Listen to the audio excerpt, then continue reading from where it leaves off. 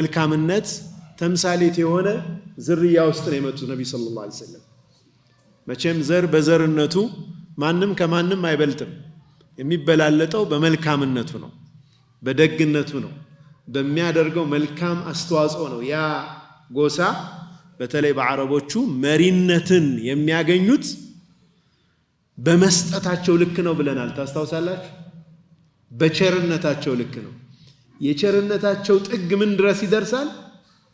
የጎሳ መሪዎች ሰጥተው ደሃ እስከሚሆኑ ድረስ ድህነት ደረጃ ይደርሳሉ።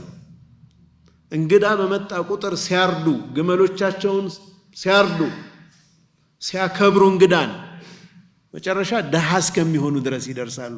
ቸርነታቸው ማለት ነው። አንዳንዶቹ ሰውን ከማብላት አልፈው የዱር አውሬን የሚቀልቡ ሁሉ ነበሩ። ከዛ አይነት ጎሳ ነው ነብዩ ሰለላሁ ዐለይሂ ወሰለም የመጡት፣ በቸርነት በመልካምነት ከሚታወቅ ጎሳ ማለት ነው። ሙስሊም በዘገቡት ሐዲስ ላይ ነብያችን ሰለላሁ ዐለይሂ ወሰለም ሰለሉ ዐለ ነብይ ሰለላሁ ዐለይሂ ወሰለም ምን ብለዋል? ኢነላሃ ዐዘ ወጀለ እስጠፋ ኪናነተ ሚን ወለዲ ኢስማዒል፣ የኪናናን ዘር ከእስማዒል ዝርያ መረጠ አሉ ነቢያችን ሰለላሁ ዐለይሂ ወሰለም። ኪናና ከነቢዩላህ እስማዒል የሚሳብ ዘር ነው። ወስጠፋ ቁረይሸን ሚን ኪናና፣ ከኪናና ደግሞ ቁረይሽ የሚባለውን ጎሳ አላህ መረጠ። ወስጠፋ ሚን ቁረይሽን በኒ ሃሽም፣ በኒ ሃሽም ደግሞ የቁረይሽ አንድ ነገድ ነው። እሱን ደግሞ መረጠ አሉ ነቢያችን ሰለላሁ ዐለይሂ ወሰለም።